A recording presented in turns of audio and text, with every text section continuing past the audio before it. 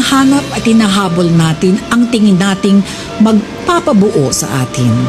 At sa paghahanap na iyon, umaharap tayo sa mga pagsubok at komplikasyon. Pero sa parehong paglalakbay natin, nakikilala ang lakas at determinasyon na mayroon na pala tayo mula noon. Doon natin naiintindihan na nasa atin pala ang kapangyarihan para ayusin ang mayroon na tayo.